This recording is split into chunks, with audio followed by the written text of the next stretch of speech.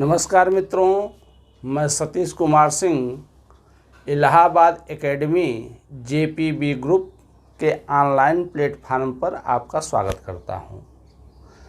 मित्रों, आज हम पढ़ेंगे अंग्रेज़ों का भारत आगमन।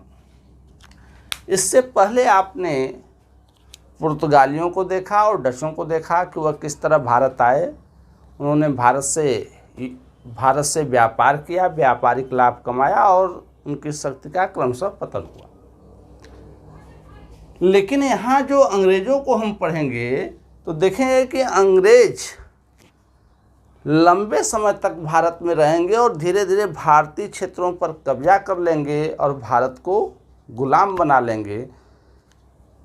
तो यहाँ हम पढ़ेंगे अंग्रेज़ों का भारत आगमन। जैसा कि हमने पहले बताया आपको कि पुर्तगाली और डच आए, तो इंग्लैंड भी एक यूरोपीय देश था। उसने देखा कि उसके जो पड़ोसी देश हैं वह भारत तथा पूर्वी देशों के साथ व्यापार कर आर्थिक रूप से शक्तिशाली हो रहे हैं। अतः अंग्रेज़ों ने भी भारत तथा पूर्वी देशों के साथ व्यापार करने की योजना बनाई।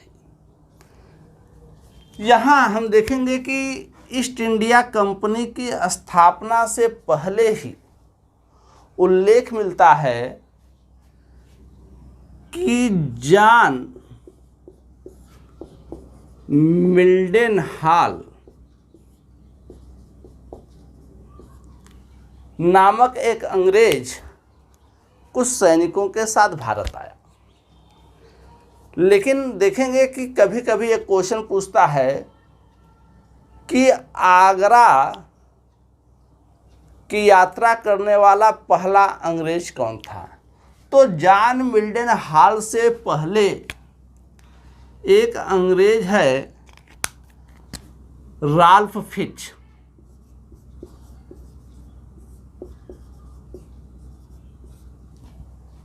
राल्फ फिच एक अंग्रेज है, राल्फ फिच, जो 1585 ईस्वी में, इस समय भारत का शासक था मुगल बादशाह अकबर। राल्फ फिच अकबर के समय 1585 ईस्वी में भारत की यात्रा पर आया और आगरा की यात्रा की। उसके बाद जॉन मिल्डेनहाल आया। हालांकि राल्फ फिच जो आया था उसका कोई व्यापारिक दृष्टिकोण या व्यापारिक हितों के लिए भारत नहीं आया था। जॉन मिल्डेनहाल जब भारत आया, यह आया 1599 ईस्वी में। कहीं कहीं किसी किसी किताब में दिया है 1597 ईस्वी, लेकिन 1599 ईस्वी ही सही माने।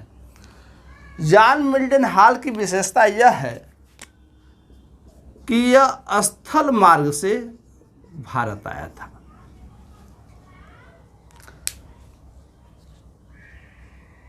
स्थल मार्ग से यह भारत आया और भारत आने के बाद पुर्तगालियों से इसका विवाद हो गया और जॉन मिल्डेनहाल ने पुर्तगालियों को एक छोटे से युद्ध में परास्त कर दिया। और जब जॉन मिल्डेनहाल ने पुर्तगालियों को परास्त कर दिया तो इनका उत्साह और बढ़ा। और जब यह सूचना इंग्लैंड पहुंची तब अंग्रेजों ने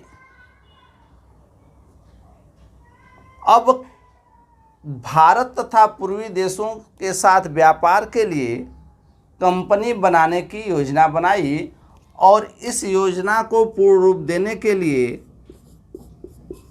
दिसंबर 1599 ईस्वी में लंदन में एक व्यक्ति है लॉर्ड मेयर।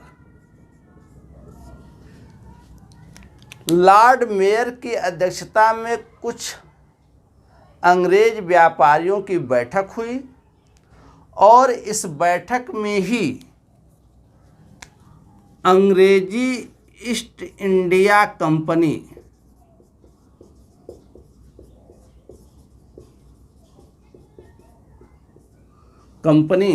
की स्थापना की गई, जिसका पूरा नाम था the governor and company of merchant of London trading to the East Indies. इसे ही शॉर्ट में ईस्ट इंडिया कंपनी या अंग्रेजी ईस्ट इंडिया कंपनी के नाम से जाना जाता है। देखेंगे इस कंपनी की व्यवस्था को देखने के लिए एक बोर्ड ऑफ डायरेक्टर यानी निदेशक मंडल का गठन किया गया। इस निदेशक मंडल में 1+1+24 यानी एक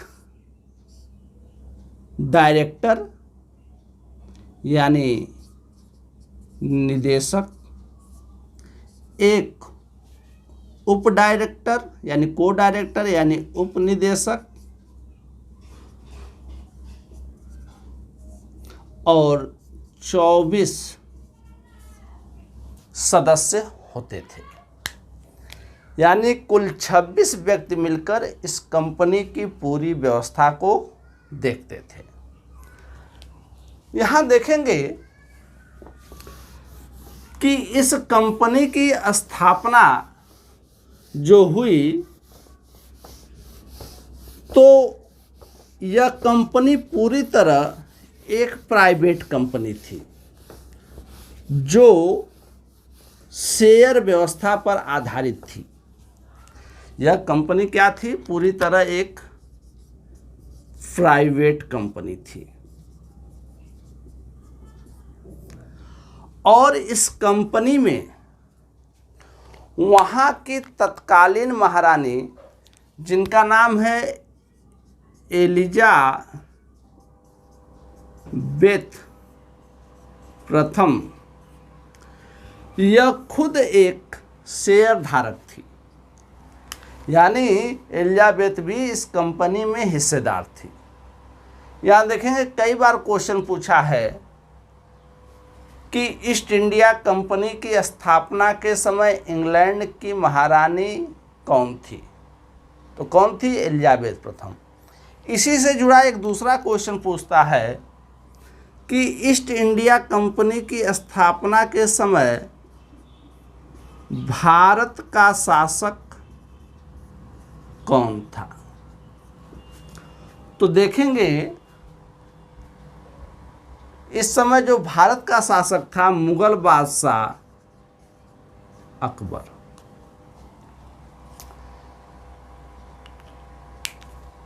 ईस्ट इंडिया कंपनी की स्थापना हो गई। ईस्ट इंडिया कंपनी की स्थापना होने के बाद 1600 ईस्वी में एलिजा प्रथम यानी इंग्लैंड की महारानी के द्वारा ईस्ट इंडिया कंपनी को एक अध्यादेश के द्वारा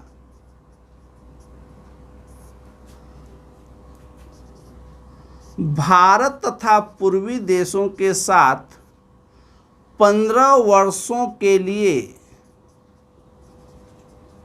व्यापार करने की छूट दी गई। यानी इस अध्यादेश जिसे चार्टर भी कहा जाता है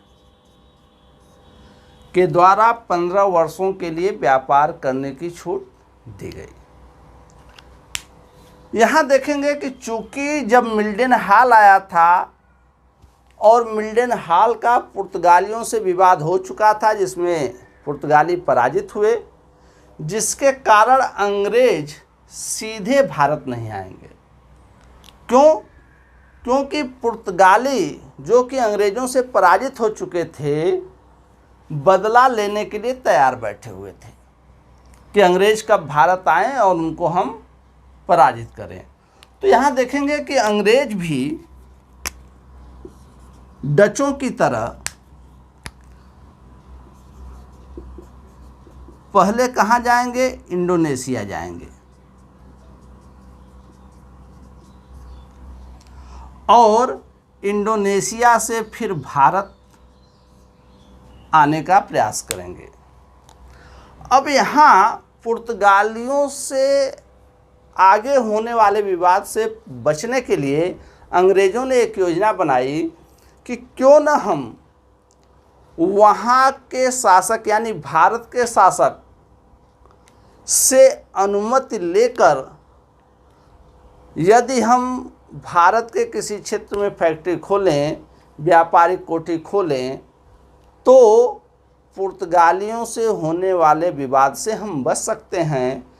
इस उद्देश्य से या कह सकते हैं कि भारत के सूरत क्षेत्र में व्यापारिक फैक्ट्री खोलने की अनुमति प्राप्त करने के लिए एक अंग्रेज राजदूत को भारत भेजा गया। यहाँ देखेंगे अब कि एक अंग्रेज राजदूत जिसका नाम है कैप्टन हॉकिंस,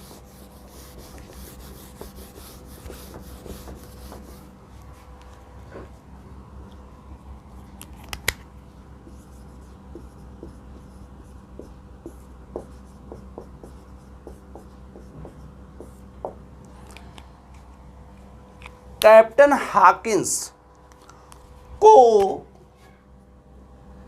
राजदूत बनाकर भारत भेजा गया।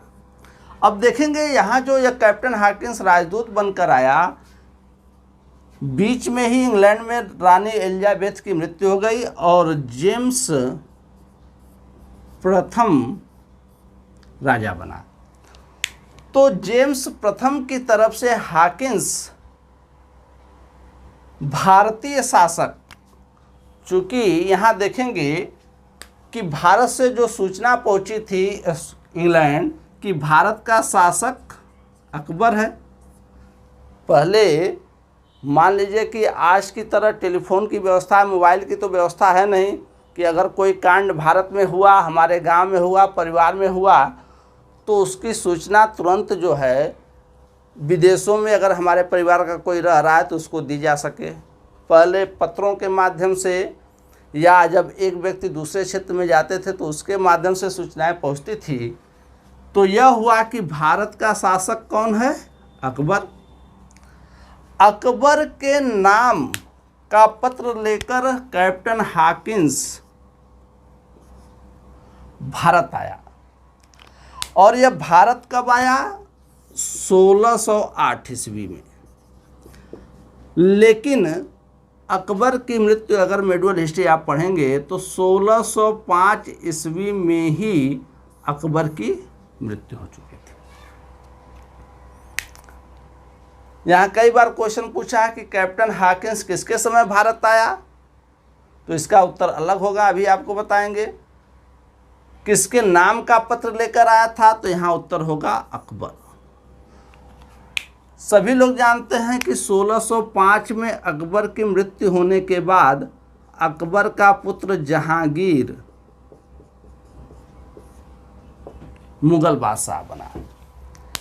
यानी कैप्टन हॉकिंस किसके समय भारत आया, तो मुगल बादशाह जहांगीर के समय भारत आया। और कहाँ उतरा? सूरत बंदरगाह पर। सूरत बंदरगाह पर। यहाँ आप देखिए क्वेश्चन पूछता है कभी कभी कि हॉकिंस किस जहाज से भारत आया था। तो यहाँ देखेंगे कैप्टन हॉकिंस जो आया था वह हेक्टर नामक जहाज से भारत आया और सूरत बंदरगाह पर उतरा और सूरत से चलकर यह आगरा पहुँचा और आगरा में इसकी मुलाकात जहांगीर से हुई। अब देखिए यहाँ अंग्रेज जो है बहुत सोच समझकर काम करते थे। यहाँ देखेंगे कि हॉकिंस को क्यों भेजा गया, तो यहाँ हॉकिंस की विशेषता यह थी कि कैप्टन हॉकिंस कई भाषाओं का जानकार था। तो वह अंग्रेजी भी जानता था, तुर्की भी जानता था, फारसी भी जानता था। और चूंकि आप जानते हैं कि मुग़ल राज दरबार की भाषा क्या थी, मुग़ल काल में दरबारी भाषा या राजकीय भाषा क्या थी, फारसी। और फारसी बहुत अच्छी तरह जानता था हॉकिंस। तो हॉकिंस जैसे ही जहांगीर से मिला, उसने जहांगीर से फारसी भाषा में बात करना शुरू किया, जिससे जहांगीर काफ़ी प्रभावित हुआ। ठीक उसी तरह जैसे मान लीजिए हम कहीं विदेशों में जाएं, अमेरिका जाएं, इंग्लैंड जाएं, और वहाँ कोई अपने देश का मिल जाए या अपने प्रदेश का मिल जाए, तो और वह हमारी भाषा में, हिंदी भाषा में बात करता है, तो हमको काफ़ी प्रसन्नता होती है कि चलो कोई है जो हमारी चीज़ों को अच्छी तरह समझता है। ठीक उसी तरह जहांगीर काफ़ी प्रसन्न हुआ कि हॉकिंस जो है एक अंग्रेज होकर भी इतनी अच्छी फारसी भाषा बोल रहा है, जिससे प्रसन्न होकर जहांगीर ने कैप्टन हॉकिंस को एक उपाधि दी, जिसका नाम है इंग्लिश खां।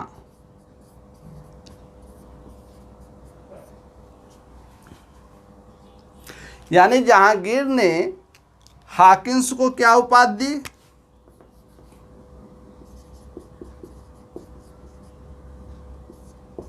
इंग्लिश खां की उपाधि दी, और इसके साथ ही 400 मनसब का पद दिया। मनसब जानते ही होंगे, मनसब व्यवस्था की शुरुआत मुगल काल में अकबर ने की थी, और जिसको मनसब दिया जाता था, मनसब पद दिया जाता था, उसे मनसबदार कहा जाता था। और इस भेंट के दौरान ही हॉकिंस ने जहांगीर से सूरत में फैक्ट्री खोलने की अनुमति प्राप्त करने के लिए आवेदन दिया। लेकिन देखेंगे कि जैसे ही पुर्तगालियों को पता चला कि हॉकिंस नामक राजदूत मुग़ल दरबार में पहुंचा है, वह तुरंत ही सक्रिय हो गए और उन्होंने कुछ मुग़ल अधिकारियों को अपनी ओर मिला लिया और इस बात का प्रयास किया कि हॉकिंस को सूरत में फैक्ट्री खोलने की अनुमति न मिले। ठीक इसी तरह का प्रयास हमने जब आपको शुरू में पढ़ाया था यूरोपियों का आगमन, तो बताया था कि जब वास्को डी गामा भारत पहुंचा था, तो उस समय अरब व्यापारियों ने पूरा प्रयास किया कि जमोरिन, जो कि कालीकट का शासक था, जमोरिन पुर्तगालियों को व्यापार करने की अनुमति न दे। ठीक उसी तरह का प्रयास यहाँ पुर्तगालियों ने किया, और तमाम प्रयासों के बावजूद हॉकिंस जहांगीर से सूरत में फैक्ट्री खोलने की अनुमति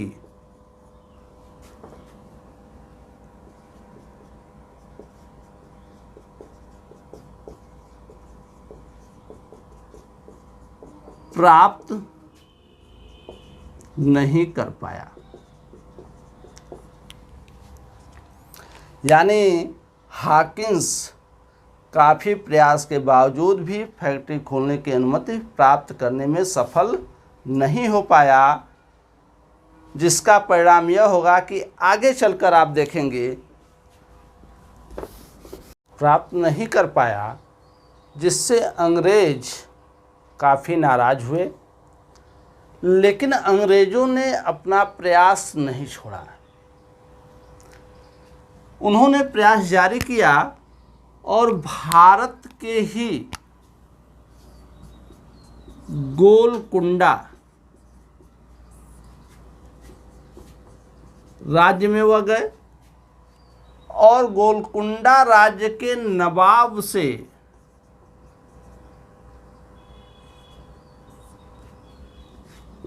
अनुमति प्राप्त कर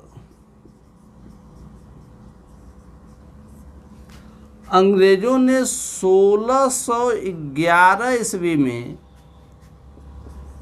मछलीपट्टनम, या जिसे मछलीपट्टनम भी कहा जाता है, मछलीपट्टनम में अपनी पहली व्यापारिक कोठी खोली। अब यहाँ देखेंगे कि इससे पहले मछलीपट्टनम में किसने व्यापारिक कोठी खोली थी। तो पिछले वीडियो में हमने बताया था कि डचों ने भी अपनी पहली व्यापारिक फैक्ट्री कहाँ खोली थी, मछलीपट्टनम में ही खोली थी। लेकिन आगे देखेंगे कि संजोग से या कहें कि अंग्रेजों के सौभाग्य से 1612 ईस्वी में सूरत के पास स्वाली नामक स्थान पर एक युद्ध हुआ जिसे कहा जाता है स्वाली का युद्ध। यह युद्ध हुआ अंग्रेजों तथा पुर्तगालियों के बीच, जिसमें अंग्रेजों ने पुर्तगालियों को बुरी तरह परास्त कर दिया।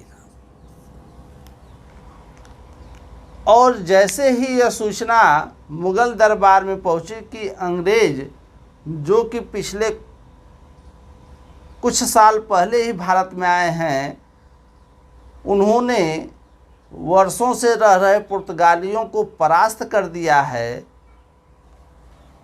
प्राप्त हुई या सूचना पहुंची, तो मुगल बादशाह जहांगीर इससे काफ़ी प्रभावित हुआ।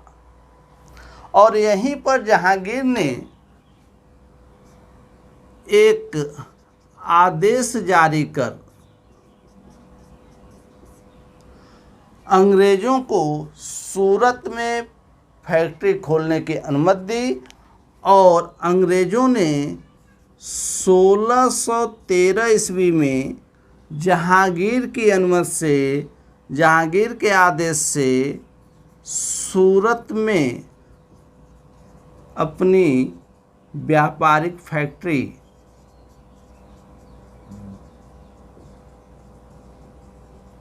स्थापित की, जिसका प्रयास वह प्रारंभ से ही कर रहे थे। यहाँ देखेंगे कि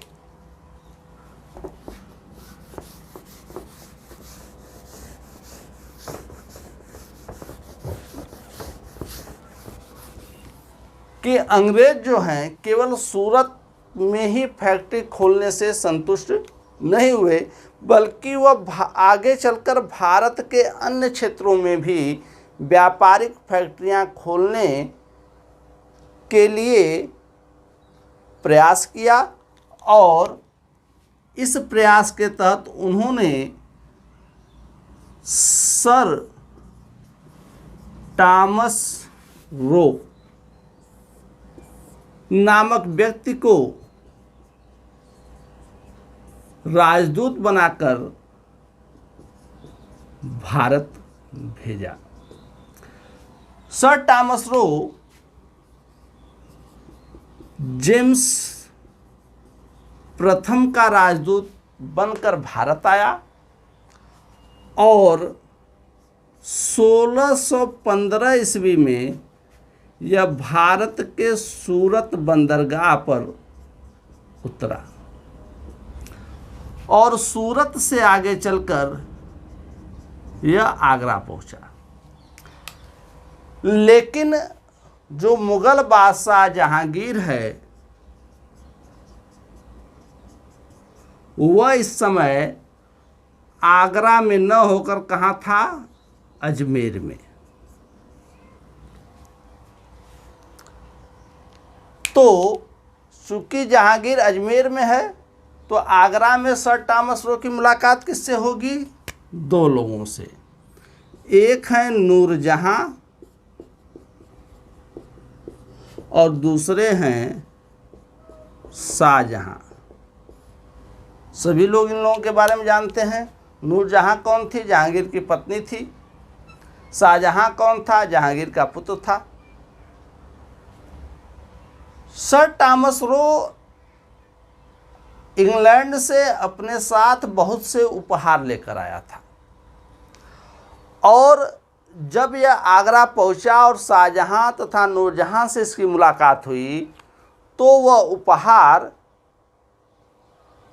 टॉमस रो ने जहांगीर तथा नूरजहां को भेंट किया, जिससे दोनों काफ़ी प्रसन्न हुए और यहीं से सर टॉमस रो को कहाँ भेजा गया?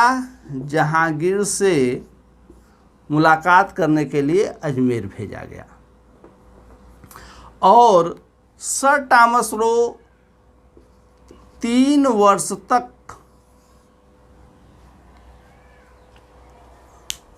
मुगल दरबार में रहा। यहाँ कई बार क्वेश्चन पूछा है कि इंग्लैंड से भारत आने वाला कौन सा अंग्रेजी राजदूत एक प्रसिद्ध या एक निपुण चित्रकार था? तो कौन था? Sir Thomas Roe. Sir Thomas Roe एक प्रसिद्ध चित्रकार था और जब जहांगीर के बारे में आप पढ़ेंगे तो आप जानेंगे कि जहांगीर भी एक कुशल चित्रकार था और जहांगीर के शासन काल में ही मुगल चित्रकला अपने चरमोत्कर्ष पे पहुंची और मुगल चित्रकला का स्वर्णकाल किसे कहा जाता है? जहांगीर के काल को कहा जाता है। यहाँ देखेंगे कि अंग्रेजों ने बहुत सोची समझी रणनीति के तहत सर टॉमस रो को भेजा था, क्योंकि उन्हें यह पता चल चुका था कि जहांगीर एक कुशल चित्रकार है, चित्रकला में उसकी काफ़ी रुचि है, इसलिए एक चित्रकार को ही राजदूत बनाकर भेजा गया। लंबे समय तक एक दूसरे के संपर्क में रहने के कारण जहांगीर तथा सर टॉमस रो के बीच काफ़ी बातचीत हुई। जहांगीर प्रसन्न होकर अहमदाबाद, भड़ौच, आगरा, बड़ौदा आदि क्षेत्रों में अंग्रेज़ों को व्यापारिक फैक्ट्री खोलने की अनुमति दी। यानी कह सकते हैं कि सर टॉमस रो का जो अभियान था वह अंग्रेजी ईस्ट इंडिया कंपनी के लिए काफ़ी सफल रहा। यहाँ देखेंगे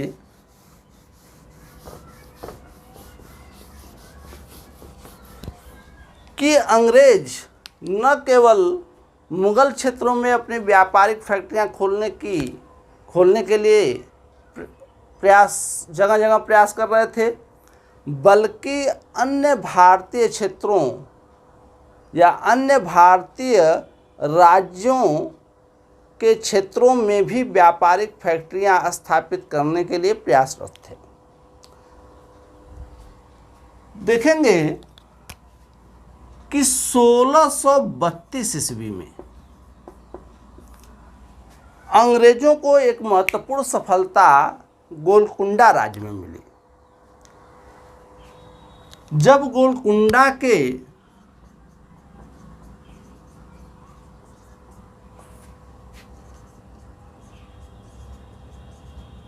नवाब ने मात्र 500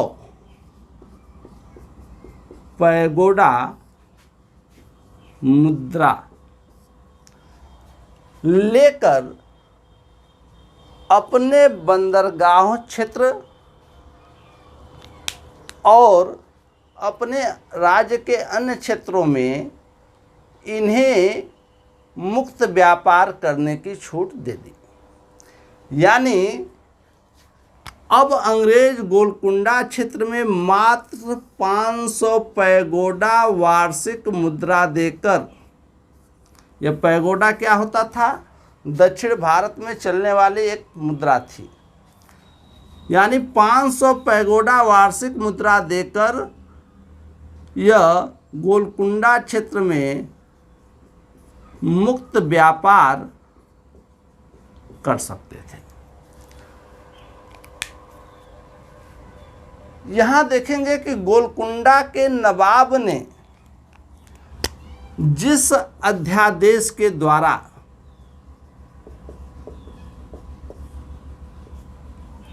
या जिस आदेश के द्वारा यह सुविधा अंग्रेजों को दी, उसे उसके आर्थिक महत्व को देखते हुए उसे सुनहरा पत्र या गोल्डन लेटर कहा जाता है। देखेंगे तो पीसीएस में कई बार यह क्वेश्चन पूछा है कि अंग्रेजों ने पहला सुनहरा पत्र कब और कहाँ के शासक से प्राप्त किया था? तो कहाँ से प्राप्त किया था? 1632 ईस्वी में गोलकुंडा राज्य से इन्होंने सुनहरा पत्र या गोल्डन लेटर प्राप्त किया था।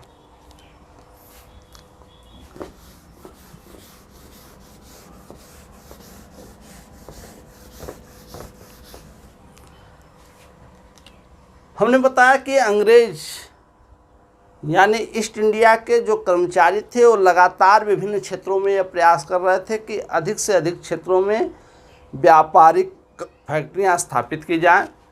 इस क्रम में देखेंगे जो अगला नाम है वह है फ्रांसिस डे का।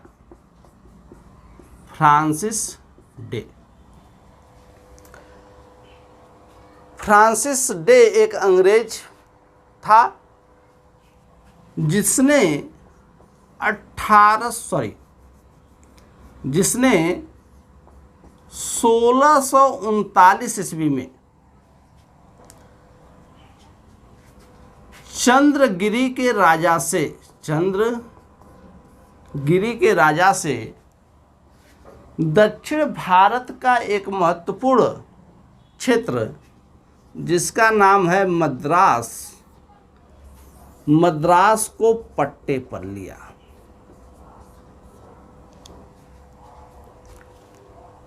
और यहीं पर अंग्रेजों ने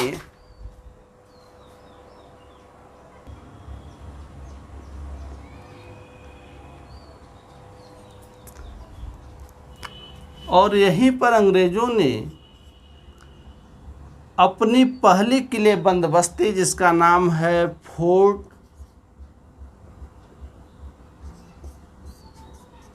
सेंट जॉर्ज का निर्माण किया। यानी अगर आपसे पूछे कि अंग्रेजों की भारत में पहली किलेबंद बस्ती कहाँ थी, तो कहाँ उन्होंने स्थापित किया? मद्रास में। कई बार क्वेश्चन पूछा है कि मद्रास अंग्रेजों ने कहाँ के राजा से प्राप्त किया? तो चंद्रगिरी के राजा से प्राप्त किया।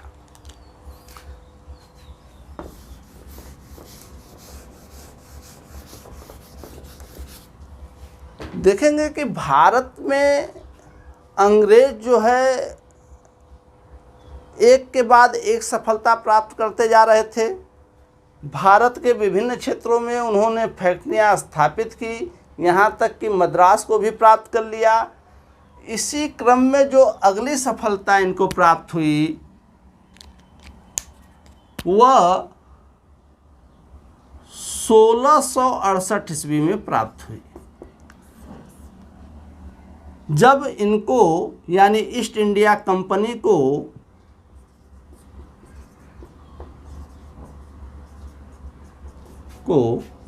बम्बई प्राप्त हो गया। अब बम्बई कैसे प्राप्त हुआ? हुआ यूं कि 1661 ईस्वी में पुर्तगाली राजकुमारी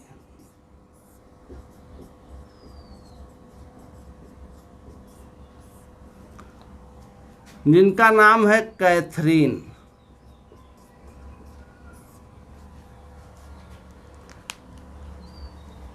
कहीं कहीं इनका नाम कैथरीन बैंगरेजा भी लिखा मिलता है, लेकिन कैथरीन को ही आप लोग जानिए। इनका विवाह इंग्लैंड के राजा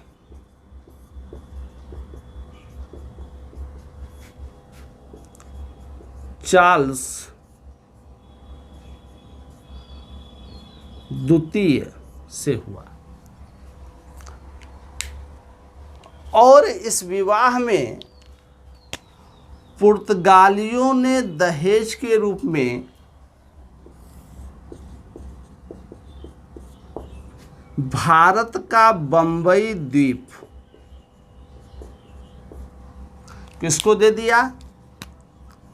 चार्ल्स द्वितीय को दे दिया। यानी यहाँ बम्बई किसको प्राप्त हो गया? इंग्लैंड के राजा चार्ल्स द्वितीय को प्राप्त हो गया। किस रूप में प्राप्त हुआ? दहेज के रूप में प्राप्त हुआ। किससे प्राप्त हुआ? पुर्तगालियों से।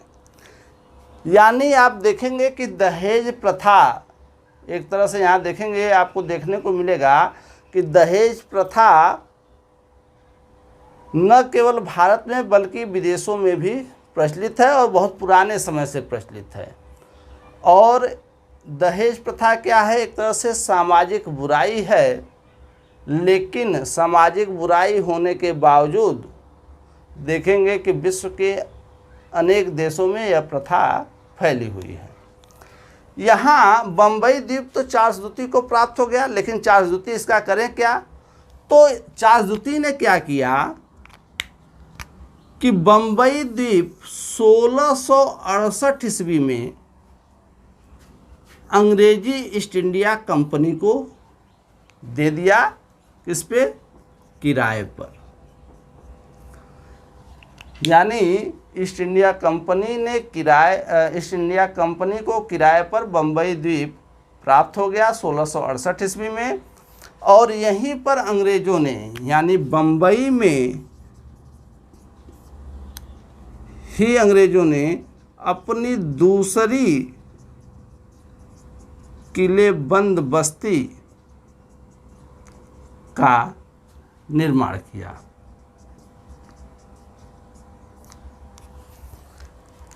यहाँ देखेंगे एक व्यक्ति है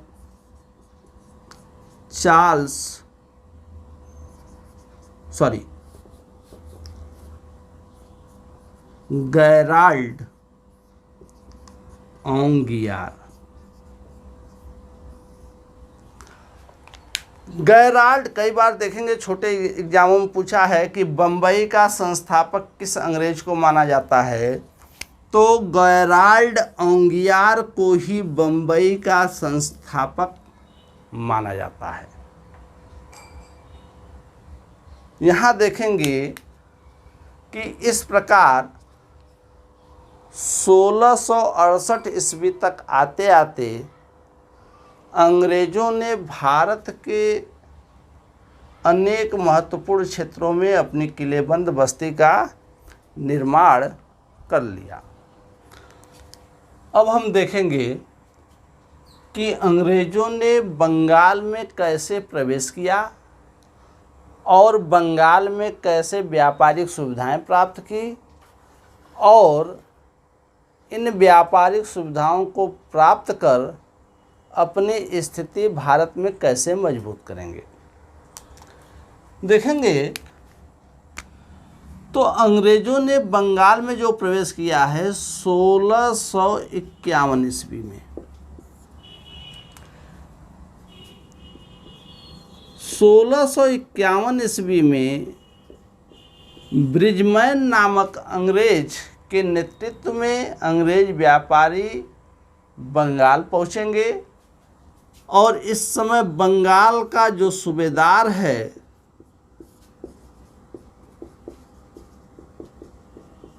वह है शाह शुजा। शाह शुजा से अनुमति लेकर ब्रिजमैन ने 1651 ईस्वी में हुगली में बंगाल क्षेत्र की अपनी पहली व्यापारिक फैक्ट्री खोली। यहाँ देखेंगे कि अंग्रेजों के सौभाग्य से इस समय एक अंग्रेज डॉक्टर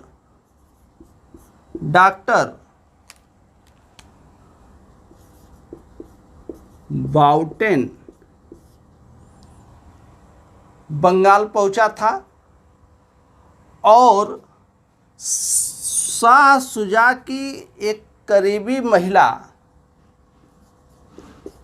की तबीयत खराब थी, या कह सकते हैं उसका स्वास्थ्य खराब था, जिसका सफल इलाज डॉक्टर बाउटेन ने किया, जिससे प्रसन्न होकर शाह शुजा ने 1651 ईस्वी में ही अंग्रेज व्यापारियों को एक विशेष सुविधा दी, जिसके तहत अंग्रेज व्यापारियों को या ईस्ट इंडिया कंपनी को मात्र 3000 रुपये प्रति वर्ष देकर पूरे बंगाल क्षेत्र में मुक्त व्यापार करने की छूट दे दी गई।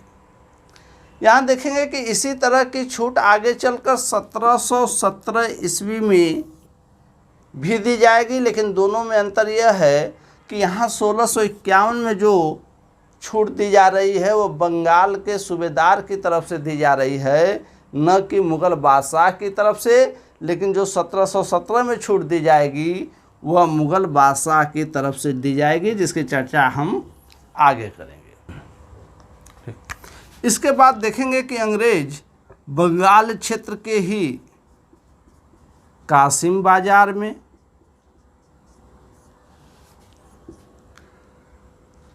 राजमहल में,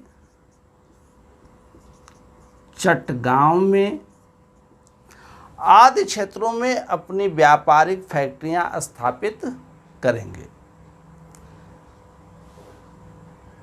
आगे चलकर देखेंगे कि जो व्यापारिक सुविधाएं अंग्रेजों को प्राप्त हुई उसकी वजह से इनका मन बढ़ा। जैसे हम देखते हैं कि यदि किसी व्यक्ति को परिवार में यदि विशेष सुविधा दी जाती है तो उन सुविधाओं का वो दुरुपयोग करने लगता है। ठीक उसी तरह बंगाल में अंग्रेज व्यापारियों को जो सुविधाएं मिली उसका उन्होंने दुरुपयोग करना शुरू कर दिया, और इसका परिणाम यह हुआ कि 1686 ईस्वी में अंग्रेज व्यापारियों ने हुगली में भारतीय व्यापारियों के साथ मारपीट की और उनसे लूटपाट की, जिससे नाराज होकर इस समय का मुग़ल बादशाह औरंगजेब ने अंग्रेज़ों पर हमला करवा दिया, और इस हमले के कारण अंग्रेज व्यापारी भागकर बंगाल की खाड़ी में एक ज्वारग्रस्त द्वीप है जिसका नाम है फुल्टा द्वीप, फुल्टा द्वीप में जाकर इन्होंने सड़ लिया। इसके बाद एक व्यक्ति यानी एक अंग्रेज व्यक्ति है जाब चारनाक, उसने मध्यस्थता करनी शुरू की, और जाब चारनाक की मध्यस्थता से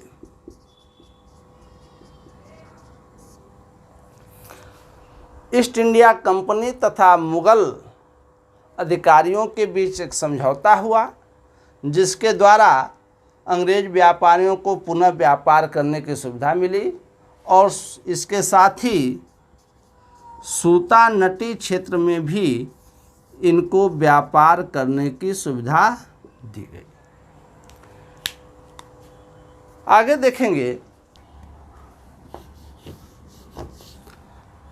देखेंगे कि 1698 ईस्वी में,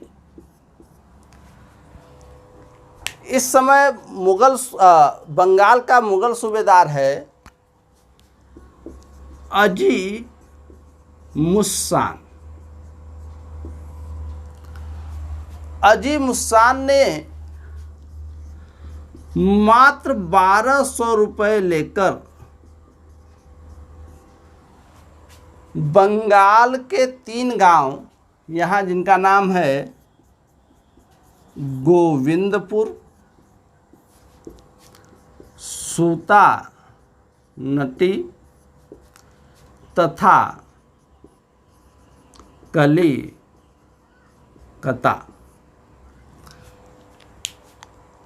यानी मात्र 1200 रुपये में 3 गांव गोविंदपुर, सूतानटी तथा कलिकता की जमींदारी अंग्रेजों को दे दी, जो कि अंग्रेजों के लिए एक बहुत बड़ी सुविधा थी। जमींदारी प्राप्त होने का मतलब आप समझ सकते हैं कि अब इन 3 क्षेत्रों के जमींदार कौन हो गए? अंग्रेज हो गए।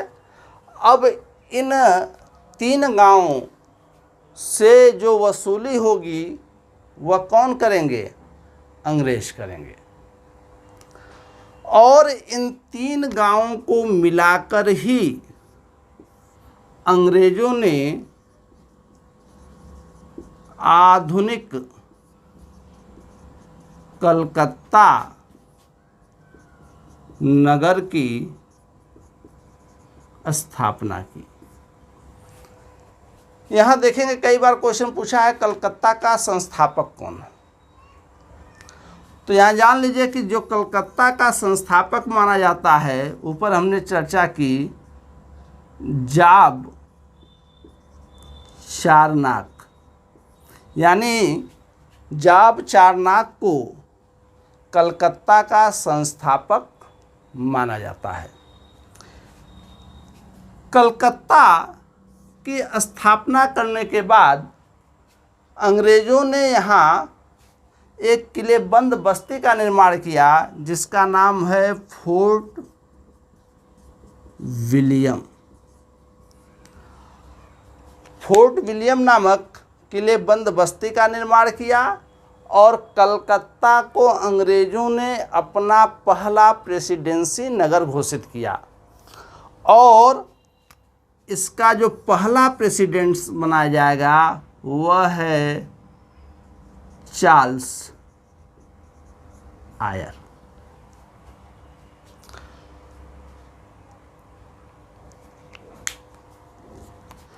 अब यहाँ आप देखेंगे कि भारत तथा बंगाल में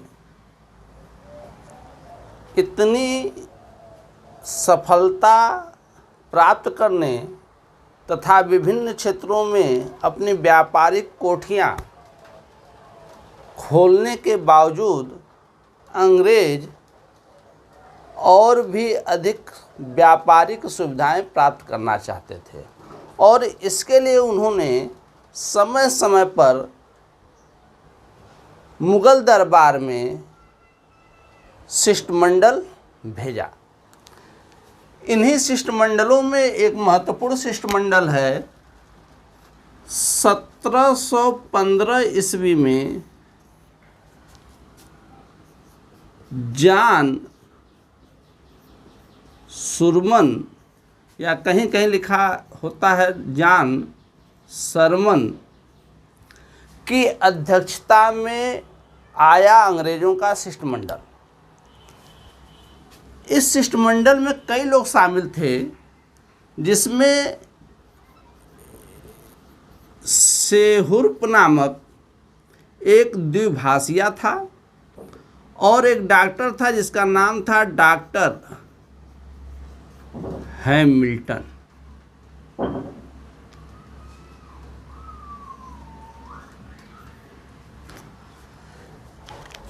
यह शिष्टमंडल जब भारत आया, इस समय मुगल बादशाह है फर्रुखसियर।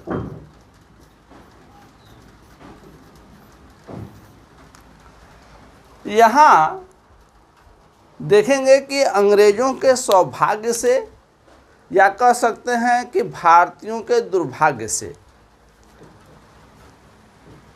इस समय फर्रुखसियर की तबीयत खराब थी और मुगल दरबार में रहने वाले हकीम फर्रुखसियर का इलाज कर रहे थे, लेकिन उसके स्वास्थ्य में सुधार नहीं हो रहा था। तब डॉक्टर हैमिल्टन ने फर्रुखसियर का इलाज करना शुरू किया और हैमिल्टन के इलाज से फर्रुखसियर ठीक हो गया। और जब फर्रुखसियर ठीक हुआ तो हैमिल्टन की सेवा से काफ़ी प्रसन्न हुआ और यहीं पर प्रसन्न होकर 1717 ईस्वी में अंग्रेजों के लिए एक फरमान जारी करेगा, जिसे 1717 ईस्वी का फरमान कहा जाता है। देखेंगे 1717 ईस्वी का यह फरमान भारत और अंग्रेजों के संबंध के लिए एक टर्निंग पॉइंट था, क्योंकि जो सुविधाएं इस फरमान के द्वारा दी गई वो काफ़ी महत्वपूर्ण थी। इस फरमान के तहत निम्न सुविधाएं अंग्रेज व्यापारियों को दी गई, जिसमें पहला था मात्र 3000 रुपये वार्षिक जमा कर पूरे बंगाल क्षेत्र में मुक्त व्यापार करने की छूट अंग्रेजों को दी गई। दूसरी बात, मात्र 10,000 रुपये वार्षिक जमा कर सूरत क्षेत्र में अंग्रेजों को मुक्त व्यापार करने की छूट दी गई। जो तीसरी बात थी कि बंबई में अंग्रेजों द्वारा स्थापित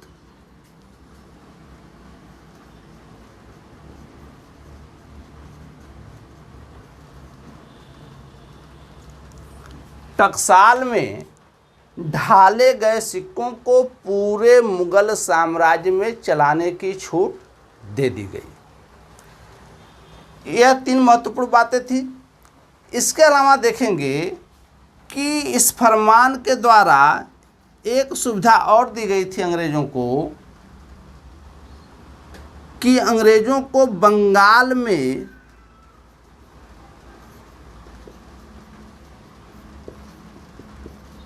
अड़तीस गांव की जमींदारी खरीदने की छूट दी गई। यानी बंगाल क्षेत्र में 38 गांव की जमींदारी खरीदने की छूट दी गई। हालांकि यह जो प्रावधान था, यह जो सुविधा थी, बंगाल के सूबेदार के विरोध के कारण इस प्रावधान को रद्द कर दिया गया, यानी इसे क्रियान्वित नहीं किया गया। यहाँ महत्वपूर्ण बात यह है कि यह जो तीनों सुविधाएं दी गई, या जो 1717 के फरमान द्वारा जो 3 सुविधाएं अंग्रेजों को दी गई, यह तीनों सिविल एग्ज़ाम की दृष्टि से काफ़ी महत्वपूर्ण है, लेकिन वनडे एग्ज़ाम की दृष्टि से जो पूछा जाता है वह आप लोग केवल एक प्रावधान रटेंगे कि 1717 के फरमान के द्वारा मात्र 3000 रुपये में पूरे बंगाल क्षेत्र में अंग्रेज़ों को मुक्त व्यापार करने की छूट दी गई। यहाँ देखेंगे कि यह 1717 का फरमान जो है ईस्ट इंडिया कंपनी के लिए या अंग्रेज़ों के लिए इतना महत्वपूर्ण था कि एक अंग्रेजी विद्वान है ऑर्म, इन्होंने 1717 के फरमान को ईस्ट इंडिया कंपनी के लिए मैग्ना कार्टा की संज्ञा दी है। मैग्ना कार्टा का तात्पर्य होता है महान अधिकार पत्र। महान अधिकार पत्र की संज्ञा विद्वानों ने दी है। ठीक, अब यहाँ देखेंगे यह भारत में 1717 ईस्वी तक अंग्रेज़ों का इतिहास है। इसके बाद का जो इनका इतिहास है वह अंग्रेज़ों और फ्रांसीसियों के बीच संघर्ष का इतिहास है, और बंगाल राज्य से अंग्रेज़ों के जो संबंध है या बंगाल के नवाबों के साथ जो अंग्रेज़ों के संबंध हैं उसके अंतर्गत हम पढ़ेंगे। धन्यवाद।